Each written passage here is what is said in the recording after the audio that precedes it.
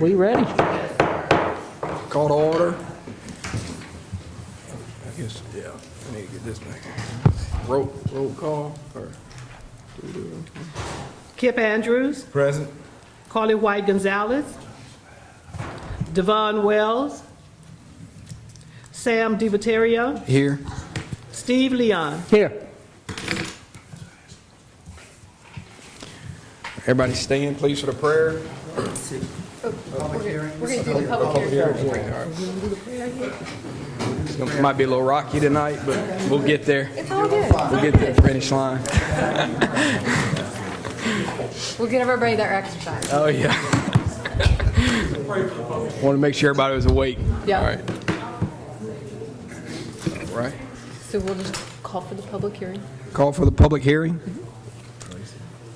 Introduction of an ordinance to rezone the following properties from RS 11.A to RS-11 located at 2445 Old Baton Rouge Highway, 2247 Old Baton Rouge Highway, 2409 Old Baton Rouge Highway, 501 Delmar Boulevard, 603 Delmar Boulevard, 602 Delmar Boulevard, 2501 Old Baton Rouge Highway, 43418 Willow Villa Road, and 2200 Rue Denise, as requested by the City of Hammond, and all in accordance with legal description and surveys, zoning 2019-09-00066, recommended approval by the Zoning Commission.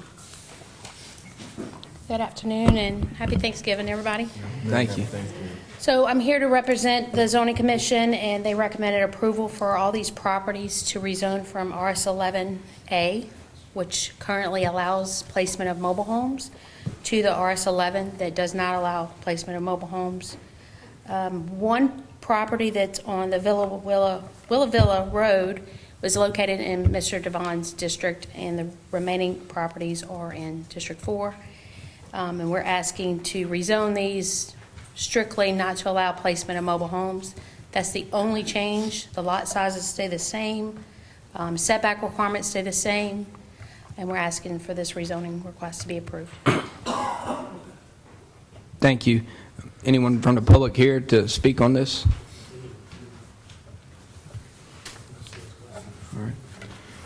Thank you.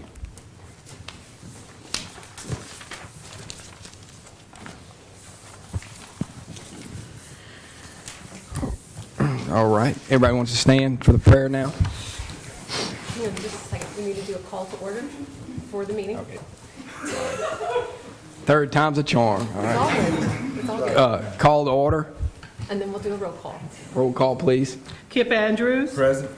Carly White Gonzalez, Devon Wells, Sam DiViterio, Here. Steve Leon. Here. All right. Everyone stand now for the prayer. I've been waiting for you. All right. Councilman Andrews, can you please lead us? Most gracious, loving Eternal Father, we just thank you right now. We give glory and honor that is due your name. Thank you, Father God, that you woke us up this morning clothed in our right mind with activity and use of our limbs. We thank you right now for your darling Son, Jesus, who died upon the cross that we too would have access to the tree of life. Father God, we know that in our country right now, this week has been set aside on Thursday as a day of thanks. But every day is a day of thanksgiving. So we give you thanks on the night. We actually continue to bless our police department, our fire department, continue to cover them as they protect and serve us in our streets, continue to bless our administration, continue to keep them, continue to bless our council. We thank you, Father God, that we would do everything decent and order and pleasing in your sight for the city of heaven. Therefore, you would get glory, honor, and praise. In your most holy Son, Jesus' name we pray. Amen. Amen. Now we say the pledge of allegiance. All veteran and active military, please render the proper salute. Pledge allegiance to the flag of the United States of America and to the republic for which it stands, one nation, under God, indivisible, with liberty and justice for all.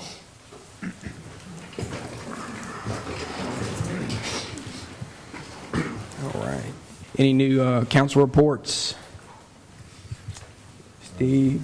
Yep. On December the 7th, in District 1, we will be having a district-wide cleanup day on that day. We'll meet up at 10 o'clock at Martin Luther King Park, and from there, we will disperse throughout the district from 10 to 1 o'clock, picking up all the trash and getting our neighborhood together for the Christmas holiday. All right. Mayor, anything? First of all, I'd like to thank Lacey Landrum for the hard work she put into getting our loan passed for our sewer pond. It was passed by 75% of the vote. It was because of all the meetings you had with Rotaries and chambers and any organization, homeowners associations, and also your video that you did. For that to be passed by 75% of the voting population, that was huge and a big step for the progress of the city of Hammond. Also, on the note of garbage will not have a pickup on Thursday, obviously. It'll be picked up on the next regular pickup day, which is Monday, December 2nd. Recycling will not be running Thursday. It will be picked up, all Thursday stops on Friday and Friday stops on Saturday. Also, our Christmas train out at Zumari Park, that'll be running this Friday, November 29th. We run every Friday from 6 to 9 and every Saturday and Sunday from 5 to 9. The last day for the train is December 22nd. And on that note, I would hope that everyone has a great holiday. Stay safe with your family. Anything we're missing? Thank you, Mr. President. Thank you. All right, we got Mayor's audit report for Kushner. Members of the council, mayor, city administration, thank you. My name is Michelle Treshwig. I'm here with my partner, Ernie Delby. We are to present the audit report for the city of Hammond for the fiscal year end 6/30/19. As you know, the city is required to present the report to the legislative auditor to submit. It's due by 12/31/19. However, we have finished the audit, and most likely we will submit tomorrow. So that's really good. We got a month early. I would like to give you a very brief summary of what is included in the audited financial statements. I believe that each one of you had gotten a copy. I know it's lengthy, probably about 100 pages. I'm just going to hit some very key highlights, the audit reports, general fund, that sort of thing. If you all have any additional questions, more in-depth questions, feel free to call me. We can go over it in detail. Okay? In the auditor's report, which is the independent auditor's report over financial reporting, you all received an unmodified opinion or a clean opinion on your financial statements, on the numbers. What that means is, in our opinion, the financial statements are presented fairly in all material respects, and that is the best opinion you can have. The financial statements have two types of statements. You have the government-wide statements, which is basically everything on a full accrual basis. That includes your capital assets, includes all of your liabilities, which are your pension, other post-employee benefit pension plan. And then you have your governmental funds. As far as government-wide, your total net position increased about $2.5 million, which is really good. That's your revenues over your expenditures. Very consistent with prior year. Moving on to your governmental funds, your chief operating fund, which is your general fund. Your general fund improved. You had an operating surplus this year of about $998,000 compared to a loss of $265,000 last year. That was very good. The key thing here is, though, last year, your new fund balance is about $2.5 million. That is only 10% of your expenditures. The GFOA, or Government Finances Officers Association, recommends 15%. You would like to keep a fund balance about 15%. You're at 10. So we strongly encourage that you monitor, maintain, and try to grow your fund balance to that recommended 15%. You all are on your way. It may take a little while, but it's a strong recommendation for all governments to try to do that. Last year it was 6, now we're up to 10. So you're moving in the right direction, okay? Besides that, in addition to the auditor's report, we also issue an opinion on internal controls over your major programs, which is in accordance with uniform guidance. You all had an unmodified opinion. This is your grant program, which is your airport improvement grant. That's the one we audited. You had an unmodified opinion, and you had no findings over internal controls over the compliance or other matters with that program. And then we also issue one other report, and that is your internal control over financial reporting and compliance and other matters in accordance with governmental auditing standards. And that is your compliance with your agreement, your compliance with your agreements, any type of other grant agreements, state laws, regulations, public bid laws, so on and so forth. You had no findings or issues with that as well. Any questions so far? I want to ask you a quick question. I didn't look at the 100 pages yet, all detail, but you said it was 6% last year, and then it went up to probably about 10%. Was it 10% before that year No. too, or was it lower than that? Yes, it's slowly growing. Okay, so, all right, so was it up, down, up? It's been pretty much increasing over the... Slowly, yes. Okay. Yes. And you want to see that. If something happens, which I think you all are very familiar with, all the catastrophic flooding and hurricanes and everything that has been affecting the area, you want to have a reserve. You do have an emergency fund, but that's not enough. You want to have, basically, the GFOA recommends that 15% or at least 3 months of fund balance to support your expenditures for your public services if something happens. And you're slowly getting there. So 5 years ago, when we came in office, we had nothing to speak of. No emergency fund, no general fund balance to speak of. So this has been an ongoing process of trying to get it Right. to where we should, by their guidelines, get. So it's, Yeah. as you say, it's going up and down. No, it's gradually. It's getting slowly to where it climbing. needs to be. Yeah. Climbing. So, and like I said, you all have had some pretty serious issues with flooding and stuff like that. So if you needed those funds, if something happened to the government, to pay payroll, to do certain things, you have them. Those are the big key highlights. Like I said, I would like, you all to give me a call if you want to. One of the key areas I do want to point out in your report is management's discussion and analysis. That is going to be pages 4 through 14 of that report. That is a great comparison of current year to prior year, and it also has some key financial highlights in it, like Z. Murray Garden, the completion, the airport completion, and it talks about the revenues in each fund, and not each fund, but by type, like sales tax, ad valorem tax, job permits, your grants, whether they're capital or operating, and the increases and decreases. It also has the percentages. It's a very detailed, good example of the report summarized. And I think that it would be something that you all would want to read first before getting into the 100 pages, and it might help. In summary, you all received clean opinions on uniform guidance, financial statements, and no findings with internal controls on either side of that. And that kind of summarizes everything I wanted to say, unless you all have any more questions. Thank you. Anybody, any questions? Everybody's good? All right. I just have one more thing, I would like to thank the mayor and Lacey, Seda, and all of her staff for the assistance and the cooperation in getting the audit done and timely. And I want to thank you guys for meeting with me and sparing some time so that we could talk in the beginning of this. And I wanted to say, everybody, have a very safe and happy Thanksgiving. Thank you. Thank you so much. You too. Thank you. Happy Thanksgiving. All right. Minutes of November 12th, 2019. I make a motion that we accept and approve our minutes from our November 12th, 2019 meeting. Second.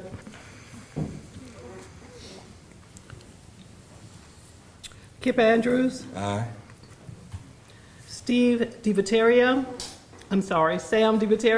Aye. Yes. Steve Leon. Aye. Yes. Motion passed.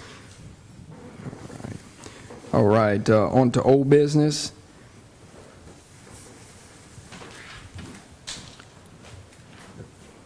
All right. A resolution authorizing the demolition of property located at 117 Lawrence Drive, 93% damaged, located in Council District 4. The owner is Francis L.D. Lawrence Etel, Francis Lawrence, 1307 Blackburn Road, Hammond, Louisiana, 70401. Good evening. Good evening. Happy Thanksgiving. Thank you. This was a table item that's for the 22nd of October. Thanks to Attorney Andre Coudrain, who got additional notice to the additional heirs of this property. and they are, of course, after looking at the photographs, obviously in favor of demolition, and we're recommending demolition for this location, 93% damage. Thank you. Anyone from the public? All right, sounds good. I make a motion that we approve the demolition of this property. Second. Kip Andrews, Aye. Sam DiViterio, Aye. Steve Leon. Aye. Motion carried. Thank you. Thank you. A resolution to award contracts for garbage and recycling services. Skip number 1. Oh, there we go. There we go. New business. Okay, a resolution providing for canvassing the returns and declaring the results of special election held in the city of Hammond, state of Louisiana, on Saturday, November 16th, 2019, to authorize the incurring of debt and insurance of bonds therein. Lacey. David Wolf provided us our very good notes on this. He could not be here tonight, but will be with us later as we continue this process of moving from the election to taking out the loan. Tonight, what we're doing is passing a resolution to canvass the returns of the election that was held on Saturday, November 16th, to authorize the city to issue the sewer revenue bonds. Although the results of that election have already been tabulated and publicized, the Louisiana Election Code requires that the city formally enter the results of the election into its official minutes and make a process verbal of the proceedings taken in this connection. The Election Code also requires a formal proclamation of the results of the election. Many years ago, before we had mechanical voting machines, the ballot boxes would have actually been opened and written ballots counted at the meeting of the city council. So if we think we have it hard tonight, we could be counting all the ballots. The canvass of the returns would be then authorized and undertaken by resolution of the city council, and the actually counting and tabulation of those ballots would then be done in open and public session, so in front of everybody. It was a very different process than it is now. A process verbal is simply a written record of what has been done and said verbally at a public meeting, especially the minutes of the meeting. Today, the tabulation of the election results is undertaken by the clerk of court on the evening of the election itself, and the results are made known almost immediately through the Louisiana Secretary of State and the website and app that they now have. Therefore, the procedure whereby the city canvasses the returns is somewhat of a formality. However, it's still required, and it's something mandated by the election code, so these steps are still important.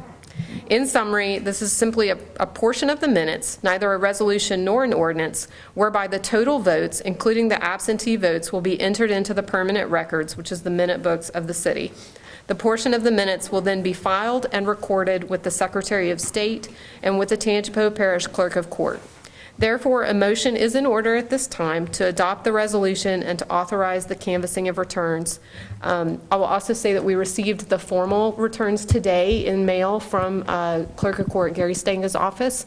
So we sent those over to David Wolf, and he said those matched what he had seen on the Secretary of State's website. So we're now in the process of doing the motion.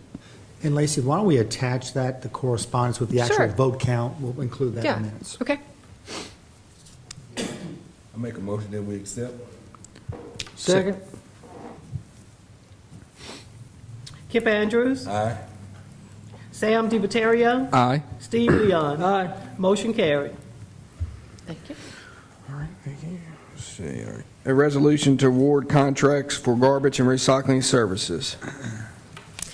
In our last meeting and over the last few weeks, you've been provided the narratives of each of the proposals that was received. You have also been, and we've linked up the cost tabulation because that was 4 out of the 10 points. So a lot of points, of course, come down to the final cost. And based on that and looking at the different options provided, along with the history of the providers who submitted proposals, the administration is recommending that we go with AmWaste. They have both a very cost-affordable price for garbage collection and the different recycling options that we asked for. What was also provided to the council was a detailed spreadsheet that kind of itemized out all the different options and showed how there would be an increase or a decrease depending on the different options supplied. So I will take questions now about some of those options if you have them. We also have representatives here from AmWaste who can possibly answer additional questions about their proposal. Thank you. You have- Anyone from the public? You want to come up?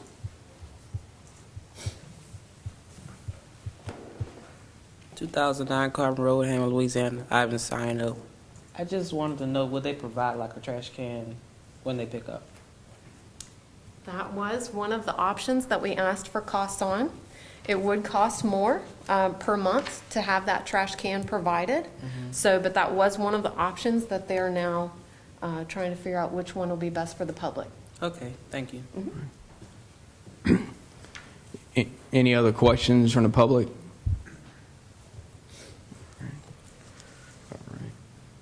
All right, so I guess we make the motion. As you wish. Okay.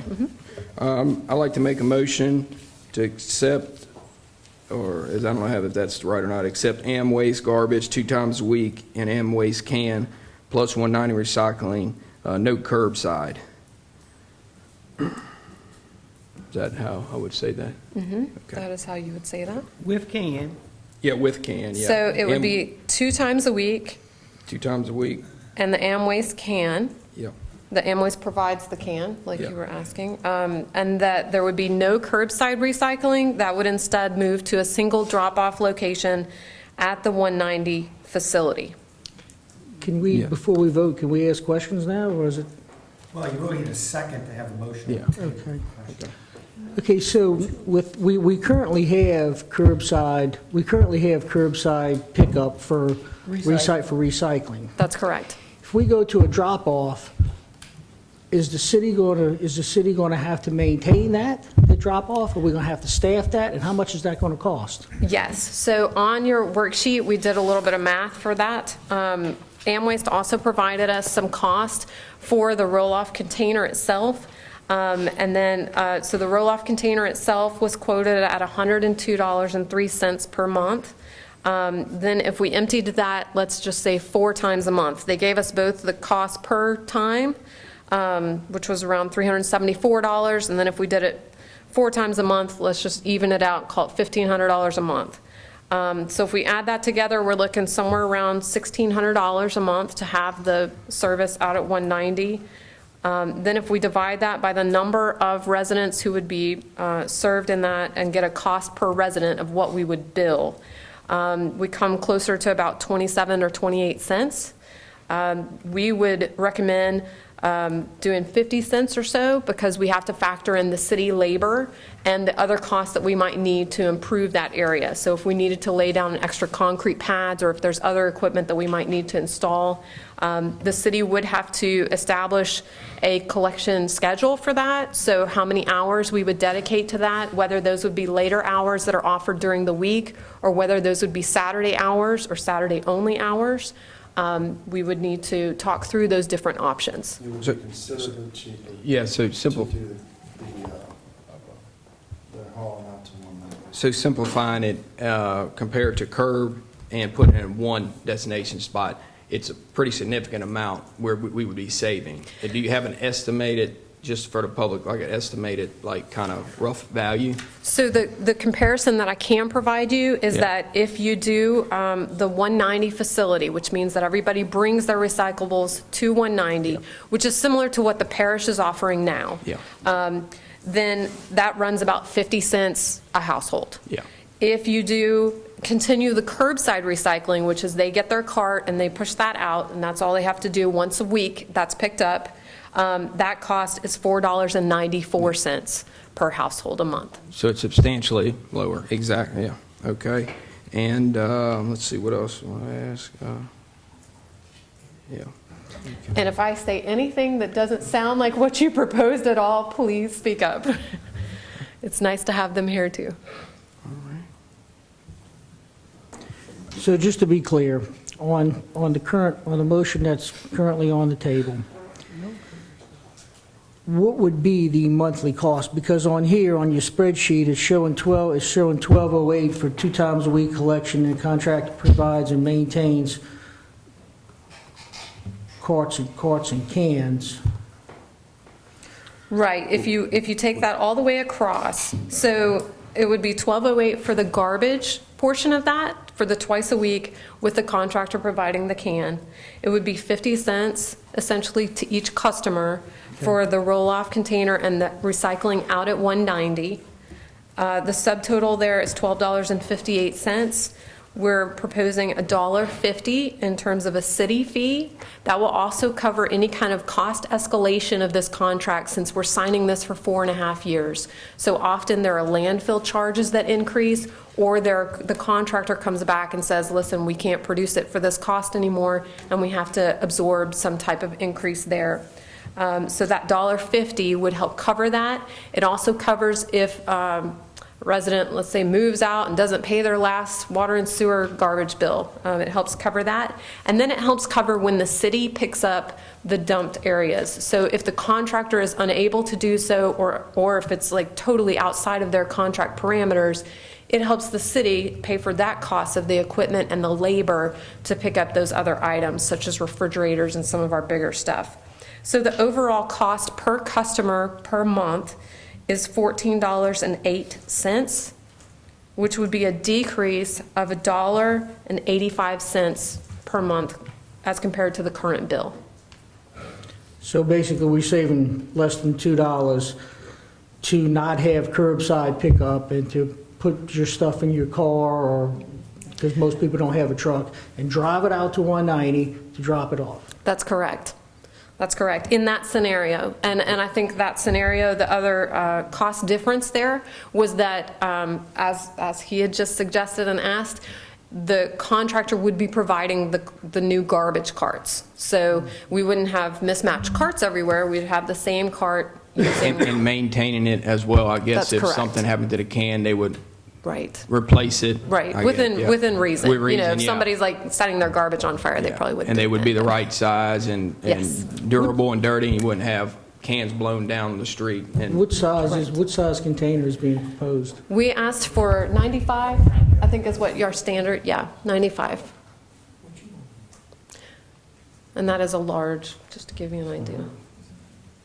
It's larger than our current recycling ones, to give everybody kind of a visual of that. And one question I have for someone, if it didn't all fit, for some reason somebody had a party or whatnot, and it was more than that 95-gallon, which that's a big can, if they hauled a can out there to make up the difference, I mean, I would imagine they would still pick that up as long as it's not Great question.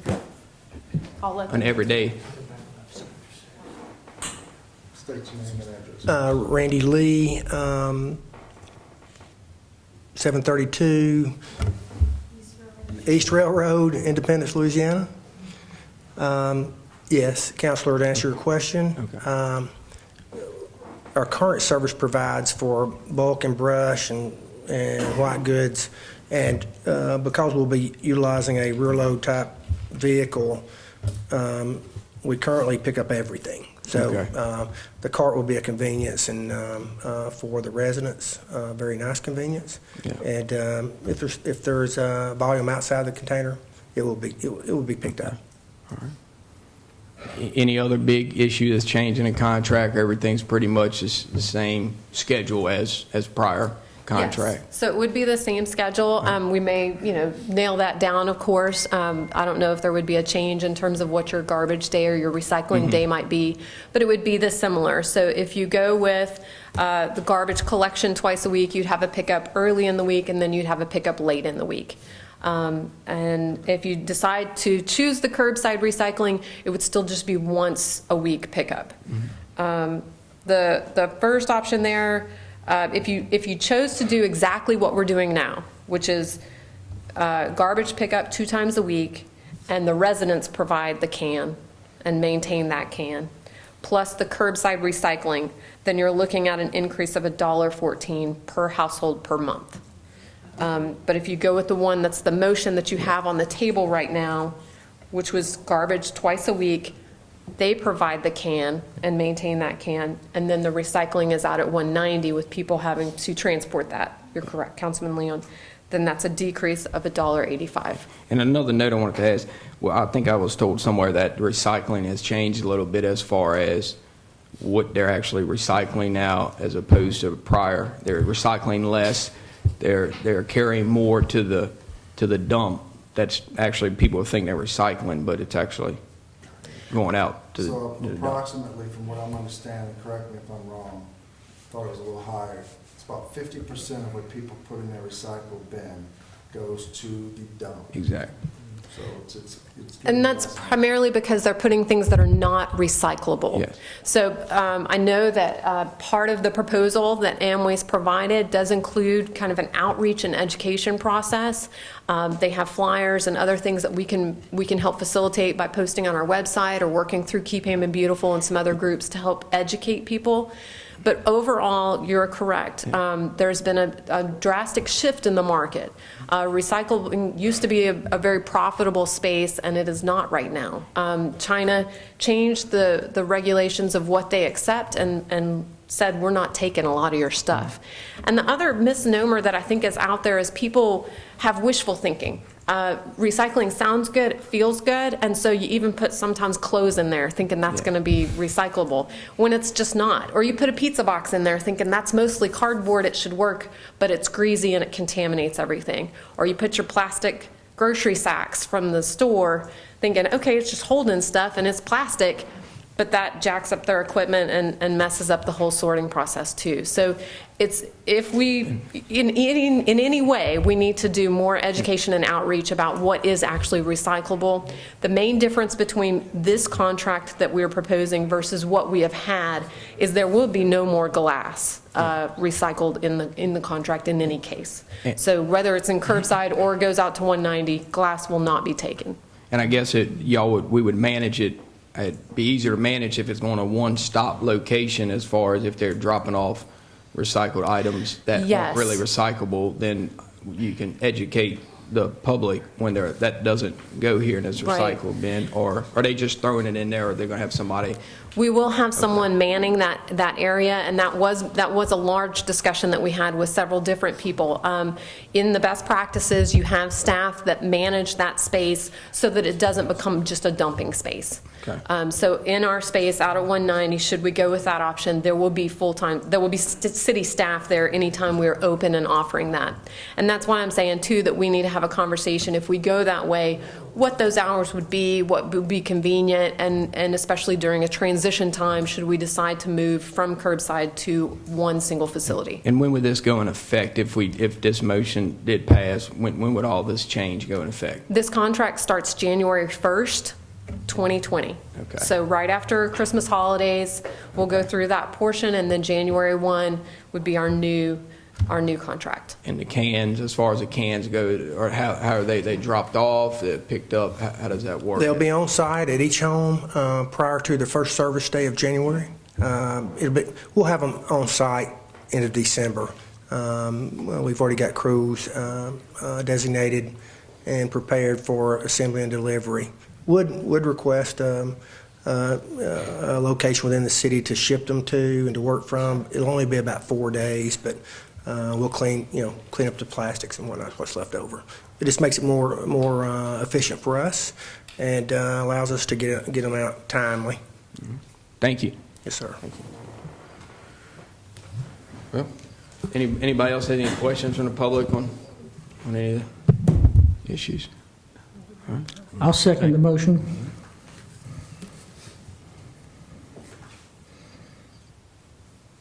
I would say, just to be clear, before we do roll call, make sure. Read it again. We'll just make sure we're clear on I'll our make a motion to approve Amway's garbage 2 times a week, Amway's with Amway's providing the can plus 190 recycling, no curbside. Again, I'll second. Okay. And just to remind you, this contract will extend for 4.5 years. We decided instead of doing the full 5 years to do the 4.5 mark, because that's when the parish contract also expires. And so that may give us the option to bid not only with Ponchatoula, but with Tangipahoa Parish as a whole going forward, should we do that. Thank you. Kip Andrews. Aye. Sam DiViterio. Aye. Steve Leon. Aye. Question: what's going to happen to the recycled cans we already have? That is a good question that I will find out and report about at the next meeting. Do we get a discount if we return them all? No, because they're not the company providing those, so, yeah. See. All right, let's see, here we go. A resolution to reject all proposals for RFP 20-11 for bulk fuel at the city's 190 maintenance facility. Janice. Good evening. Thank you. We recently received proposals for our current fueling system at 190 for our 190 equipment and vehicles. We have acquired a new service fee for our software that we haven't had in the past. It has prompted us to start price comparison with a state contract that currently the police and fire department and a few other departments are on. And we quickly realized that we would have more of a cost savings if we swapped over, so we are asking council's approval to reject all bids and change the scope of work. I wanted to ask you, I didn't see on that sheet, I may have overlooked it, but how much were we actually paying, like currently right now, that contract? The current contract that we're under, I was not the purchasing agent at that time. We had a cap of 12% that they could increase the value from terminal cost. We currently do not get the terminal fees from what this company is charging us, so I can't actually answer that question. Okay, all right. But it was Overall, it was Yes, if you look at the email that I sent out, it showed you the cost savings. It's roughly, I think, a 28 cents difference that we'll be saving if we swap over. So I may have missed something. So you didn't know what we were paying it for, but we know how much we're saving? Well, with the prices, I took the prices that we're paying because we get a monthly printout sheet when they give us the invoice. So I just took, like, on the example I sent you, October the 3rd of regular unleaded gas, and October the 7th, that is on-road diesel.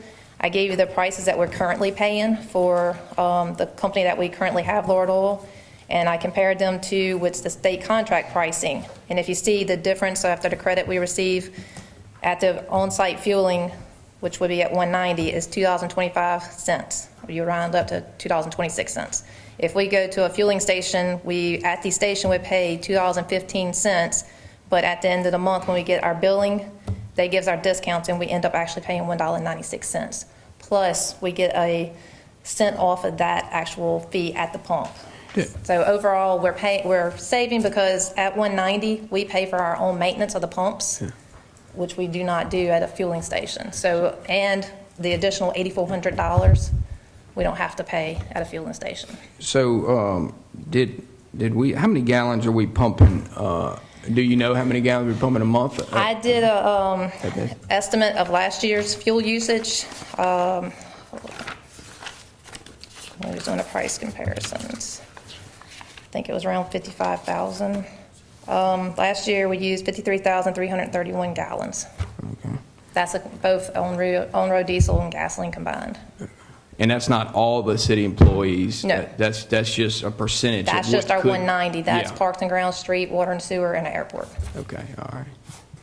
Yeah.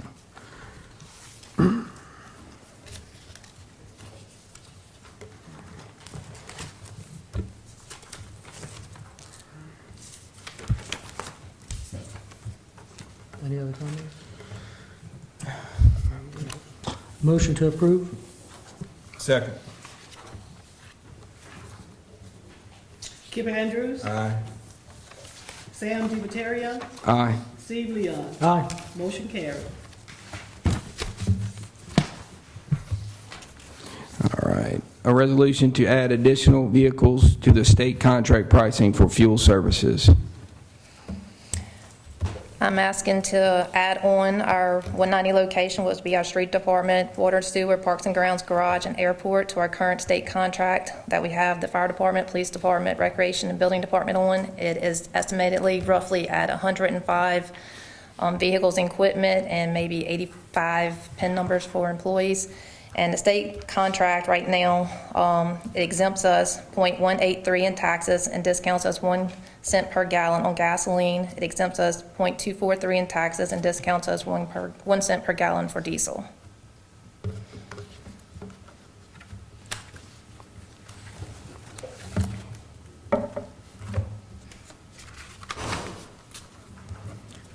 Motion to approve? Second. Kip Andrews. Aye. Sam DiViterio. Aye. Steve Leo. Aye. Motion carried. Thank you. A resolution to ratify bids and to award a contract for Northwest Railroad sewer improvements. Chuck. Good evening. You should have your bids on that hyperlinked. We had 5 bidders on that project, and we recommended we award the project to the low bidder, which was Lawson Benet, in the amount of $59,870. And I can give you as much or as little information about it as you would like. It's a problem we've been having around the post office area, La Coretta, the DDD building, Who's all tied to that system? mainly the DDD building in La Coretta. But the pavilion was been on and off, been scheduled to be there.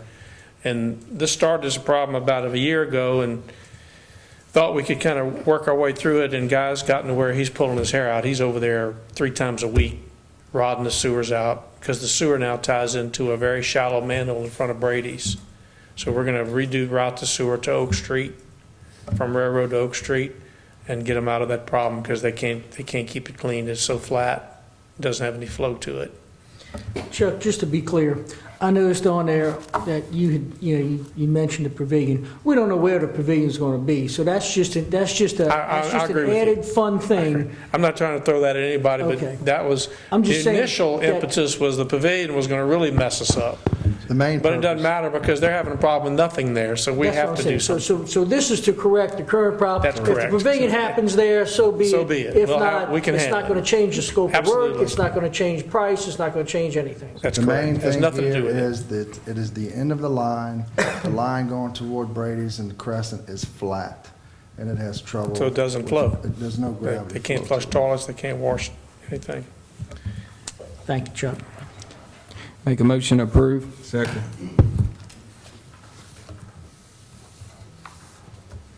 Kip Andrews. Aye.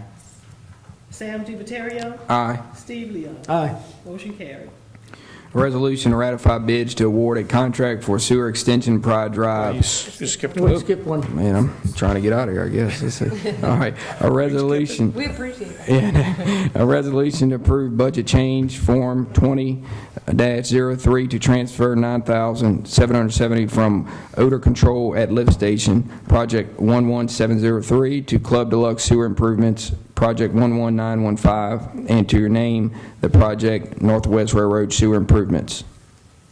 Yeah, this is what this budget change form, all it does is, we originally appropriated a year and a half ago to do some work on Club Deluxe Road, and that work has been overtaken by the Tangipahoa Sewage District.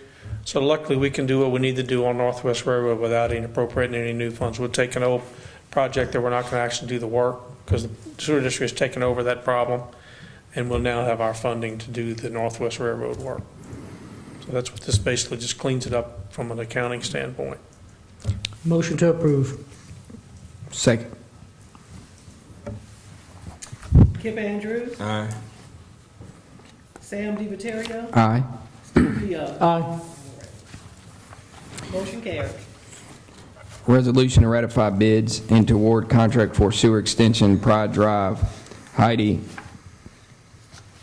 Yes, sir. As you know, a couple of weeks ago, you approved a cooperative endeavor where there'd be some contributions by Heidi Board, by the property developer, and by the city to provide sewer services to the Pride Drive extension and to Heidi, the 20-acre Heidi tract they're trying to sell.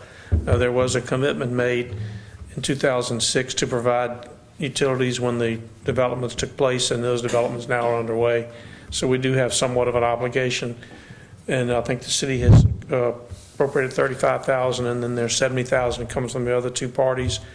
So we have $105,000 in that fund for this purpose. We took bids Thursday, and the low bid was $103,620. You should have that before you. There's 5 bidders. Then the low bidder was Spinks Construction, Trey Spinks, who happens to be the same contractor that's doing all the point repairs in Devon's district, so he's right here local, and he's anxious to get the job and needle mark nettles a little bit. So I would recommend awarding to the low bidder, Spinks Construction, in the amount of $103,620. Make a motion to approve. Second.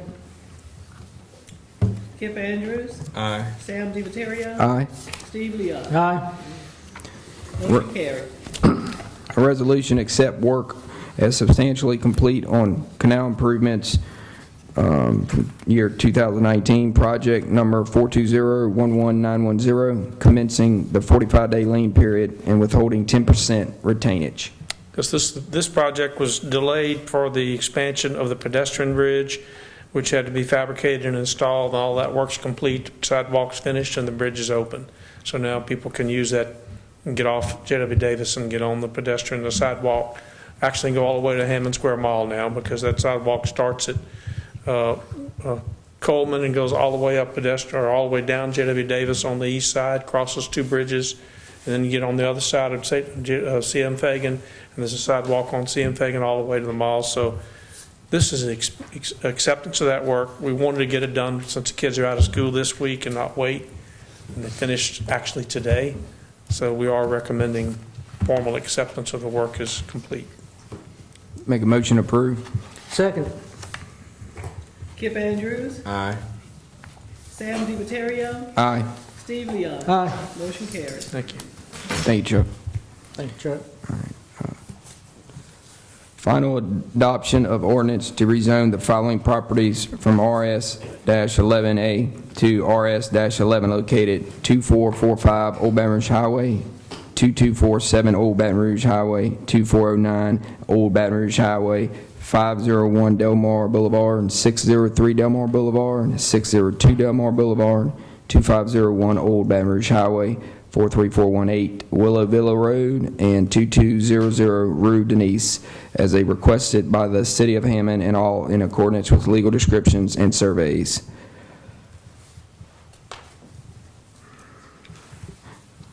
Comments? Any comments? Recommended approval by the zoning commission. Forgot to say that. Motion to approve? Second. Kip Andrews, Aye. Sam DiViterio, Aye. Steve Leon. Aye. Motion carried. All right. Introduction of ordinance and set a public hearing. None. Adjourn. Second. Sam moves and Kip seconds. Aye. Everybody in favor? Aye.